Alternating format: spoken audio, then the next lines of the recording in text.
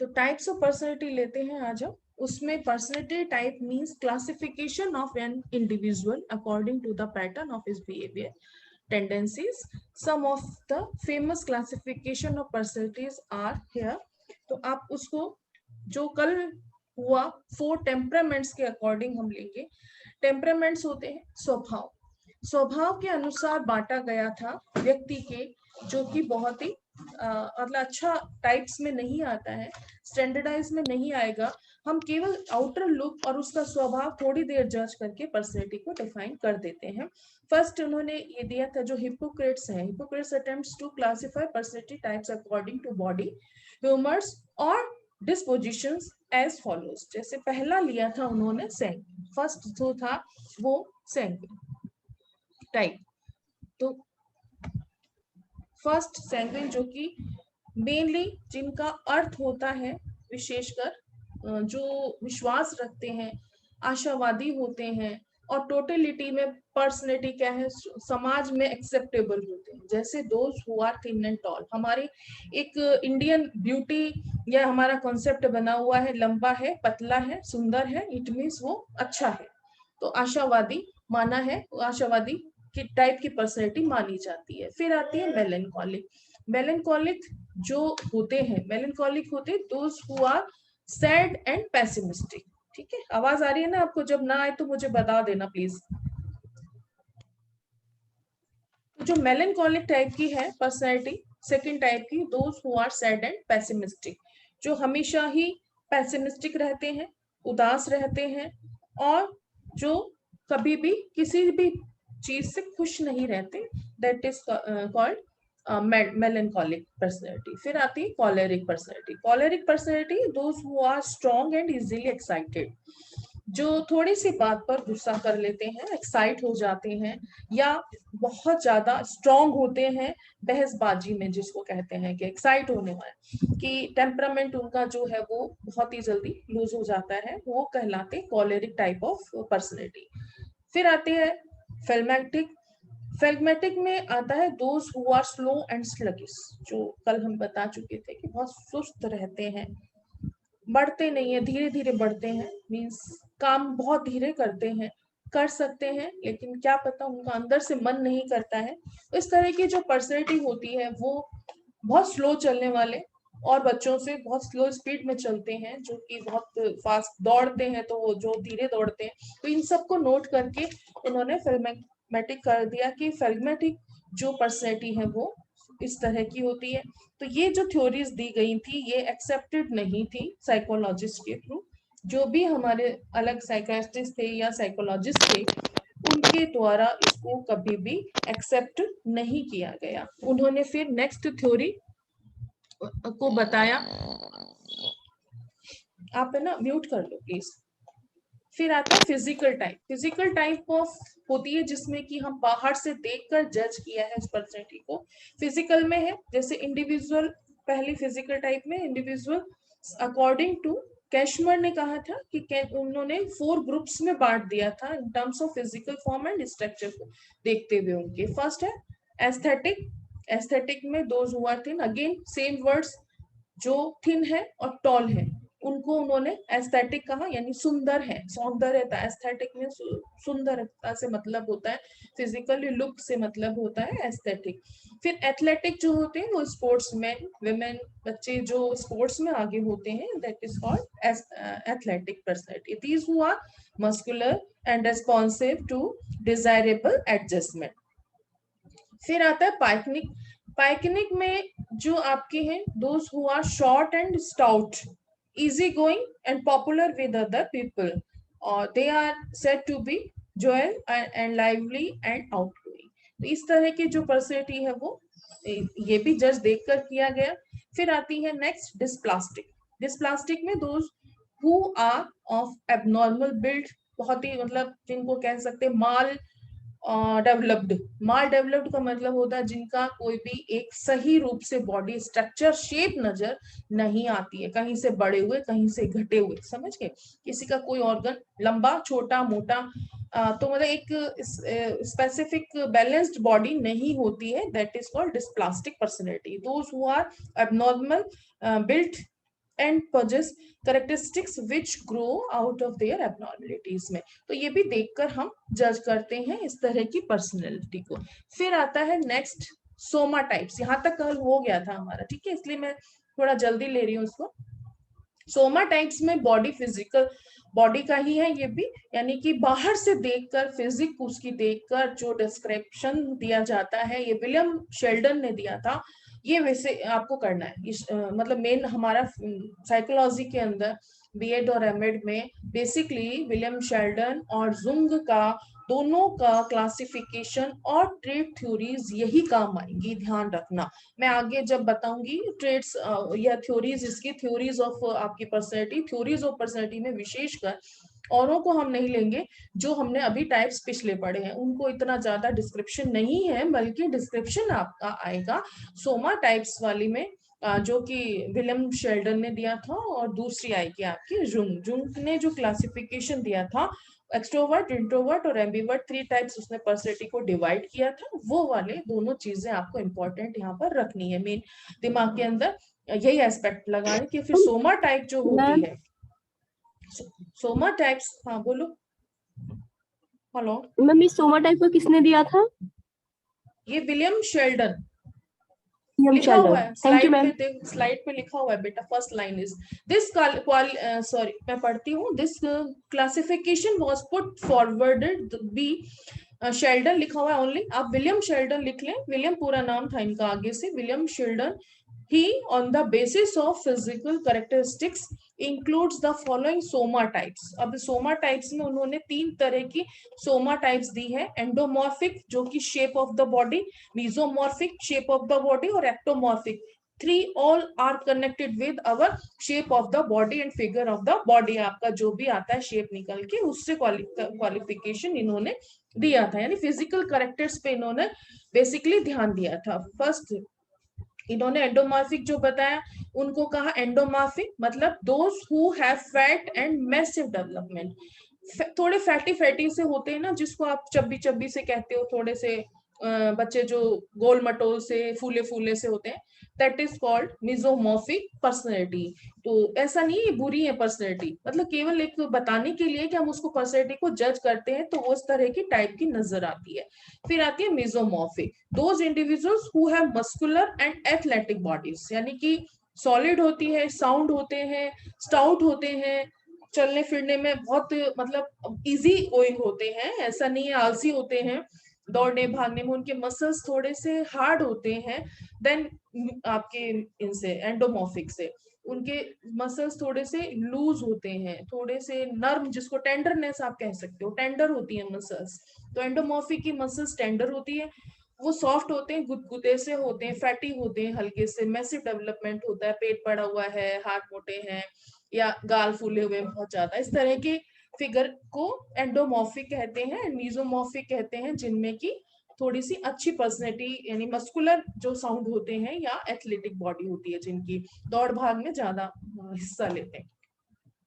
Third type होती है ectomorphic. Ectomorphic those individuals who are thin and tall, same जो बताया सबने, यानी एक्टोमॉर्फिक जो सुंदर हैं, अच्छे हैं, पतले हैं, लंबे हैं, जो हमारी डेफिनेशन में अच्छे कहलाते हैं देखने में आउटर लुक से, वो कहलाते हैं एक्टोमॉर्फिक। तो शेल्डन जो थे, विलियम शेल्डन ने suggest that educational techniques and modes of discipline should be adjusted to their child's somatic types, ठीक है।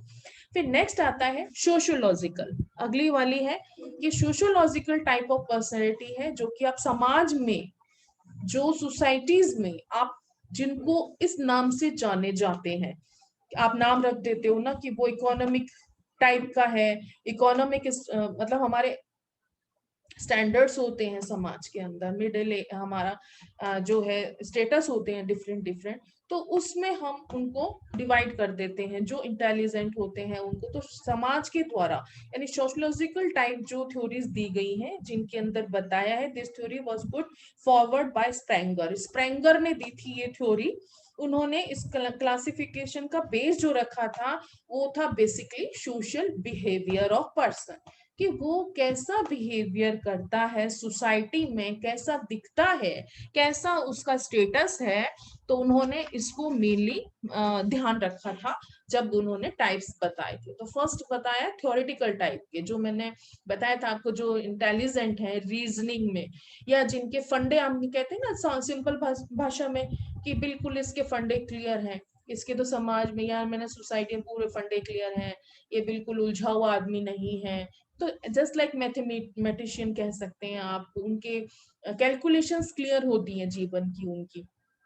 मैथमेटिशियन टाइप में डेली ये नहीं कि वो केवल गुणा भाग सही करेगा या मैथमेटिक्स की प्रॉब्लम सॉल्व करेगा। मैथमेटिशियन टाइप जो पर्सनैलिटी होती है मीन्स उनकी बहुत जल्दी रिजल्ट्स निकालते हैं वो लोग, हर चीज को कैलकुलेट कर देते हैं, कैसे फायदे हैं किससे नहीं फायदे हैं, उनके दिमाग के अंदर बिल्कुल क्लियर होता है। वो डिसएडवांटेज एडवांटेज को साथ लेके चलते हैं, तो वो जहां पॉजिटिव एस्पेक्ट्स नजर आते हैं उस पर ज्यादा कंसंट्रेट करते हैं, तो वो कहते हैं मैथमेटिशियन टाइप की पर्सनैलिटी। और फिलोसफर होते हैं जो दार्शनिक टाइप के होते हैं, ज्यादा गहन अध्ययन करते हैं किसी चीज को, फिर रिजल्ट्स पे ध्यान देते हैं, दैट इज फॉर फिलोसफर। तो इकोनॉमिकल टाइप जो पर्सनैलिटी होती है सेकंड टाइप ऑफ, वो बिजनेसमैन एंड जो ट्रेडमैन होते हैं उनकी, ट्रेडमैन के लिए ये कहा गया है टोटली कि वो इकोनॉमिक टाइप की पर्सनैलिटी रखते हैं, जहां मुनाफा नुकसान उनका मेन प्रायोरिटी क्या होती है, जहां पर बेनिफिट्स होते हैं। बिजनेसमैन कहते हैं ना, बिजनेसमैन के अकॉर्डिंग आप मत सोचा करो। कई बार हम कह देते हैं, ये लाइनें कहते हैं कि ये तो पूरी तरह तुम बिजनेस सोच रहे हो क्या, हर जगह बिजनेस नहीं चलता। तो मतलब बिजनेस में क्या होता है, हर समय कुछ गेन होता है, हर जगह कुछ मुनाफा होता है। तो वो तरह की पर्सनैलिटी हर जगह वो मुनाफा ही ढूंढते हैं, चाहे वो रिलेशंस हो, चाहे कहीं मतलब उनको कुछ काम हो, तो वहाँ हर जगह वही मेंटेलिटी अपनाते हैं, that is type of economic type. ठीक है, फिर आती है एस्थेटिक टाइप। एस्थेटिक टाइप में होता है जो पोएट्स एंड आर्टिस्ट होते हैं। जैसे पोएट्स होते हैं उनको दुनियादारी से कम मतलब होता है, बस ऑब्जर्वेशंस होती हैं उनकी, वो देखते हैं किस जगह क्या है, जैसे सुंदरता है, नेचर सुंदर है, या किसी का बिहेवियर, उसको लेकर वो अपनी लाइनों में अपनी जितनी भी क्रिएशंस हैं उनको अपना लिखने में, लेखन में निकालते हैं। तो इस तरह की जो होती है एस्थेटिक टाइप अच्छी पर्सनैलिटी मानी जाती है, कि अपने में खोए रहते हैं, आर्टिस्ट होते हैं, अपनी चीजों को, अपनी भावनाओं को वो किसी से वर्ड से नहीं शेयर करते, वर्ड मतलब शब्दों से, वर्ड से नहीं करते हैं, शब्दों से किसी से साथ में नहीं शेयरिंग करते हैं, वो शेयरिंग करते हैं अपने क्रिएशन से, अपनी रचनाओं से, अपनी उनसे यानी अपने भावनाओं से जो लिखित में है और ड्राइंग के रूप में है, यानी उकेर दी उन्होंने, किसी कैनवास पे डाल दी अपनी भावनाएं। जो पेंटर होता है वो पता नहीं क्या क्या उसके अंदर थीम लेकर पेंटिंग्स कर देता है, और उसको हम नहीं समझ पाते हैं। जो एस्थेटिक्स टाइप के लोग होते हैं वही समझ पाते हैं। पोएम्स जो होती हैं, हर पोएम को आप नहीं समझ सकते, जो सीधी सीधी पोएट्स लिखते हैं उनको आप समझ जाते हो, लेकिन जिनके अंदर फिलोसफी है बहुत ज्यादा भरी हुई, 2 और 3 मीनिंग्स देती है, अलग नेचर से जुड़ के अलग देती है वो लाइनें, किसी और चीज से करके अलग देती है लाइनें, तो इस तरह की जब पर्सनैलिटी चलती है ना, तो उसको हम कहते हैं हमारी एस्थेटिक टाइप की पर्सनैलिटी। फिर आती है सोशल टाइप की पर्सनैलिटी। सोशल टाइप की पर्सनैलिटी होती है जो जनरली सोशल लीडर्स रखते हैं, सोशल रिफॉर्मर्स रखते हैं, जो समाज सेवी होते हैं, समाज सुधारक होते हैं, यानी समाज में अच्छी अच्छी बातें करते हैं, समाज को अच्छा करने के लिए सोशल वर्कर होते हैं, वो सोशल टाइप के पर्सनैलिटी रखते हैं। यानी उनको अपना काम छोड़कर दूसरों का काम करना, समाज को सुधारना, वो ज्यादा उनको बेहतर लगता है। उनका दिमाग ये चलता है कि मैं जो काम करूं वो सबके लिए हो, केवल मेरे लिए ना हो, इस तरह की पर्सनैलिटी रखते हैं। तो ये सब समाज में पाई जाने वाली पर्सनैलिटी के टाइप्स हैं। फिर पॉलिटिकल टाइप पर्सनैलिटी जो होता है स्टेट्समैन एंड पॉलिटिकल लीडर्स में दिखती है ज्यादातर। वो क्या करते हैं, केवल पॉलिटिकल लीडर क्या करते हैं, पूरी तरह से कंट्रोल करने की कोशिश करते हैं, एक नेतृत्व रखते हैं, एक लीडरशिप की भावना उनके अंदर होती है, उनके अपने खुद के रूल्स रेगुलेशन, या पूरी तरह से उनको कह दो कि वो एक जस्ट अपने अंडर कुछ रखना चाहते हैं कि मैं जो काम करूं वो चले। तो वो लीडरशिप जो क्वालिटी है, वो पॉलिटिशियन टाइप की जो पर्सनैलिटी होती है वो होती है। तो इसका मतलब ये नहीं है कि वो पॉलिटिकल लीडर ही होगा, आपके अंदर भी हो सकती है पॉलिटिकल लीडर वाली, और जरूरी नहीं हम लीडर बन जाएंगे तभी, मतलब वो वाले गुण हमारे अंदर होते हैं, घर में भी हम पॉलिटिकल टाइप के होते हैं कि हमें अपनी चलाएंगे, जो होगा मेरे कहने से होगा, या मैं जो रूल्स रेगुलेशंस लगा दूं अपनी फैमिली में वही चलेंगे, या मैं कहूँ ये होना है काम तो आज होके रहेगा, या इस मतलब जो भी समझ रहे हो बात, जो जो रूल्स के अकॉर्डिंग हम करना चाहें, तो वो फैमिली में भी आपको शो होता है इस तरह की पर्सनैलिटी, पॉलिटिकल टाइप पर्सनैलिटीज। ठीक है, रिलीजियस टाइप आती है नेक्स्ट पर्सनैलिटी, जिसमें एक बच्चे ने क्वेश्चन किया भी था कि संत आदमी जो होते हैं उनकी आप पर्सनैलिटी बताओ मैडम क्या होती है। तो वो संत टाइप के सेंट एंड रिलीजियस पर्संस जो होते हैं, रिलीजियस लीडर्स जो होते हैं, जैसे समाज में चल रहे हैं, जो अपने प्रवचन देते हैं या अच्छी अच्छी बातें आपको बताते हैं, पर्सनैलिटी डेवलपमेंट की बातें बताते हैं, तो वो जो लीडर हैं या धर्म से जो आपके जुड़े हुए हैं, धार्मिक, जिनको आप सुनने जाते हो, जिनके जो जो अपने गुरु बना रखे हैं आप लोगों ने, तो वो रिलीजियस लीडर्स हैं कि आपके धर्म को आगे बढ़ा रहे हैं, वो वाली पर्सनैलिटी भी हर एक में नहीं मिलती है। यानी वो अपने धर्म से जुड़े रहना चाहते हैं, और वो लगभग उन्हीं लोगों में नजर आती है जो कि धार्मिक होते हैं, जिन्हें धर्म से मतलब होता है, धर्म से डरते हैं और अपने धर्म को फॉलो करना चाहते हैं, अपने रिलीजन को चलाना चाहते हैं, तो रिलीजियस टाइप की पर्सनैलिटी कहलाती है। तो ये सारी पर्सनैलिटी जो है वो हमें हमारे समाज में नजर आती हैं अलग अलग टाइप से, जिसको कि हम देख सकते हैं सोशल टाइप की। ठीक है, नेक्स्ट आता है टाइप्स ऑफ पर्सनैलिटी में मेन बहुत जरूरी टाइप्स है जो हम फील कर सकते हैं देखकर, जिसको कि जुंग ने दिया था क्वालिफिकेशन, क्लासिफाई किया था, जिसका क्लासिफिकेशन है जुंग का। तो एक्सट्रोवर्ट, इंट्रोवर्ट, एम्बिवर्ट, जो कि आप बहुत फेमिलियर हैं इससे, बहुत ज्यादा फेमिलियर हैं इन तीनों वर्ड से, जो कि अब मैं ज्यादा डिस्कस नहीं करूंगी, या आगे हम लेंगे ट्रेड्स में तब दोबारा से इसके ऊपर पूरी चर्चा करेंगे। अभी हम केवल ये जान लेते हैं ये तीनों चीजें क्या होती हैं। तो जो इसका क्वालिफिकेशन, प्लीज आप भाई ना म्यूट कर लीजिए, जो भी जिसका भी चल रहा है ना, आपको पता है किसका ऑन है, आप प्लीज कर लीजिए। तो जो एक्सट्रोवर्ट है, इंट्रोवर्ट है और एम्बिवर्ट टाइप के हैं, तो ये हमारे जो साइकोलॉजिस्ट थे, साइकास्टिक भी थे, ये जुंग जो थे उन्होंने क्लासिफाई किया था। उन्होंने 3 टाइप में बताई थी कि इंट्रोवर्ट्स जो होते हैं वो लगभग शाई नेचर के होते हैं, शर्माते रहते हैं, सेंसिटिव बहुत होते हैं, यानी उनको छोटी सी बात भी पिंच हो जाती है, कोई छोटी सी चीज उनकी, जैसे आप कहते हो वर्ड्स दिल पे ले लिया, वो दिल पे बहुत लेते हैं, यानी सोचते गहन है, जो दिल पे नहीं लेते वो निकाल देते हैं बाहर, हाथों हाथ कह के आपका वही की वही आपको खत्म कर देते हैं, यानी जवाब नहले पे दहला मार के खत्म कर दिया, बात वही खत्म, स्टॉप हो जाती है। लेकिन जो बोल नहीं पाते हैं, बता नहीं पाते हैं, या किसी कारण से जवाब नहीं दे पाते हैं, कोई भी कारण हो सकता है जवाब नहीं देने का, रिस्पेक्ट भी हो सकती है, या आप कह दो घर में दबाव में भी बच्चे जवाब नहीं दे पाते, तो बहुत चीजें हैं ऐसी किस कारण से वो जवाब नहीं दे पा रहा है, तो ये उसका नेचर बन जाता है, तो वो इंट्रोवर्ट की श्रेणी में आने लग जाता है। वो शाई तो होते ही हैं, फिर सेंसिटिव भी हो लेते हैं, अंदर ही अंदर रहते हैं, घुटते हैं, तो उनको थोड़ी थोड़ी बातों का बहुत ज्यादा सोचने का टाइम मिलता है, क्योंकि वो शांत रहते हैं, चुप रहते हैं, इसलिए वो सेंसिटिव भी ज्यादा होते हैं, सेल्फ सेंटर्ड रहते हैं, अपने बारे में ज्यादा सोचते हैं, अच्छा करने की कोशिश करते हैं ज्यादा से ज्यादा, और लेस सोशल होते हैं, समाज में बैठना उनको कम पसंद आता है, कम बात करते हैं, ग्रुप्स में कम बैठे नजर आते हैं वो सारे बच्चे, और एडवेंचरस कम होते हैं, यानी ज्यादा भाग दौड़ उछल कूद, या मतलब कोई नई चीज खोजना या नई चीज डालना, जो शैतान बच्चे होते हैं ना, जो ज्यादा एक्सट्रोवर्ट होते हैं,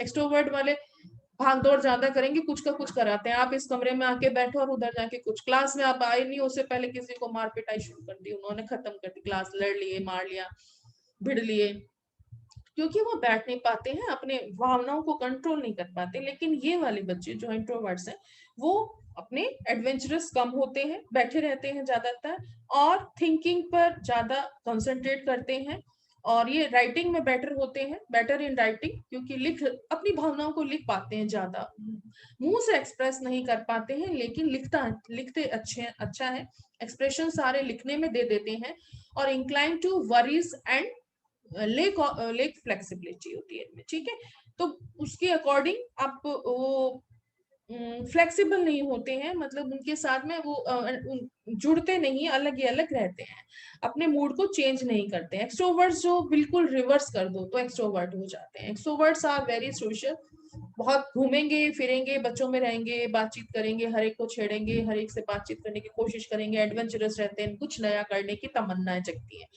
गेम्स भी ज्यादा खेलते हैं ये लोग, कोऑपरेटिव रहते हैं, बोल्ड होते हैं, they are free from worries, हमेशा चिंताओं से मुक्त क्यों रहते हैं? क्योंकि उन्हें नहीं है चिंता किसी चीज की, वो हाथों हाथ काम करना पसंद करते हैं, आगे फ्यूचर की चिंता कम करते हैं, and have fluency in speech, बोलने में बहुत अच्छे होते हैं, यानी इनका कम्युनिकेशन अच्छा माना जाता है। अच्छा, क्योंकि बात को एक्सप्रेस कर लेते हैं तो कम्युनिकेशन अच्छा होता है इनका, कोई भी बात कहने के लिए झिझकते नहीं, हेजिटेट नहीं करते। लास्ट आती है एम्बीवर्ड्स। एम्बीवर्ड्स में दोनों चीजें मिली जुली एक व्यक्ति में पाई जाएंगी, दैट इज कॉल्ड एम्बीवर्ट। और एम्बीवर्ट पर्सनैलिटी जो है वो गुड साइन ऑफ पर्सनैलिटी है, आप बहुत अच्छी पर्सनैलिटी में आते हैं यदि आप एम्बीवर्ट हैं। तो एम्बीवर्ट को ही प्रेफरेंस दिया जाता है, ऊपर वाली दोनों को स्लाइटली अच्छा नहीं माना जाता है कि एक कम ज्यादा, लेकिन होती तीनों ही एक व्यक्ति में मौजूद होती है, ये भी ध्यान रखना, तीनों होती हैं। तो तीनों को यूज करना आना चाहिए आपको, पर्सनैलिटी रखो अंदर तीनों तरह की, लेकिन कहाँ कैसे यूज करनी है इस पे जब हम कंट्रोलिंग करना शुरू करते हैं, लेकिन आफ्टर मैचुरेशन कर पाते हैं, पर्सनैलिटी को हम डेवलप आफ्टर मैचुरेशन। बचपन में आप बच्चे को समझाते रहो, वो इन चीजों को नहीं कंट्रोल कर पाता है। जब हम समझ पाते हैं, हम मेच्योर हो जाते हैं, उसके बाद जब हमें पता लगने लगता है कि हम कहाँ बोल रहे हैं गंदा, कहाँ अच्छा बोल रहे हैं, कहाँ हमें रुक जाना चाहिए, कहाँ हमें अपने आप में खो जाना चाहिए, कहाँ हमें अपनी बात रख देनी चाहिए, तो ये सब चीजें हम जब कैलकुलेट करने लग जाते हैं, तब हमारी पर्सनैलिटी का मेन एस्पेक्ट बाहर निकल कर आता है। क्लियर? तभी बाहर निकल कर आएगा, तब तक वो आपके अंदर छुपी हुई दबी हुई पर्सनैलिटी रह जाती है। तो माना जाता है कि जब हम मेच्योर हो जाते हैं फिजिकली, उसके बाद इन चीजों को कंट्रोल करने की कोशिश किया करते हैं। ठीक है? तो जो एस्पेक्ट्स जो हम ये कह रहे हैं ना, ये एडोलेसेंट्स में आपको मैंने पढ़ाया था, तब ये ज्यादा सबसे ज्यादा नजर आती हैं सब चीजें, वो कंट्रोल नहीं कर पाते इमोशनली अपने आप को। उसके बाद धीरे धीरे जैसे जैसे वो इसको फेज को पार कर जाते हैं एडोलेसेंट्स, उसके बाद जब वो मेच्योरिटी के उसमें आने लगते हैं कि मेच्योर हो गया बच्चा, तब वो इन चीजों को फील करने लग जाता है कि कहाँ पर उसे बैलेंस करके चलना है इन चीजों को, तब ये पर्सनैलिटी मेनली हम जज कर पाते हैं। बचपन में तो तीनों अलग अलग भी, किसी पे एक ज्यादा हो सकती है, एक कम हो सकती है, किसी में दोनों आ सकती हैं। जब आप टेस्ट करोगे, स्टैंडर्डाइज टेस्ट लगाओगे पर्सनैलिटी चेकिंग की, आ सकती हैं तीनों, लेकिन जब इनको हम बाद में मॉडिफिकेशन इनमें करते हैं, तब हम मैच्योरिटी के बाद इनको कंट्रोल बहुत हद तक कर लेते हैं कि एम्बीवर्ड्स अच्छे होते हैं। आज मुझे पता है एम्बीवर्ड्स यदि अच्छे हैं, तो मैं चाहूं तो अपनी पर्सनैलिटी को उसके अकॉर्डिंग थोड़ा थोड़ा एडजस्ट कर सकती हूँ कि हाँ, मुझे किस जगह क्या बोलना है, कहाँ नहीं बोलना, और कहाँ चुप रह जाना है, कहाँ अपने आप में ही रहना है। तो ये सब चीजें बाद में आप उनको मोल्ड कर सकते हो, उनमें मॉडिफिकेशन कर सकते हो आफ्टर मेच्योरिटी। ठीक है? एम्बीवर्ट्स जो होते हैं, no one in either completely an introvert और an extrovert, everybody is a mixture of two, same are mainly extroverts and other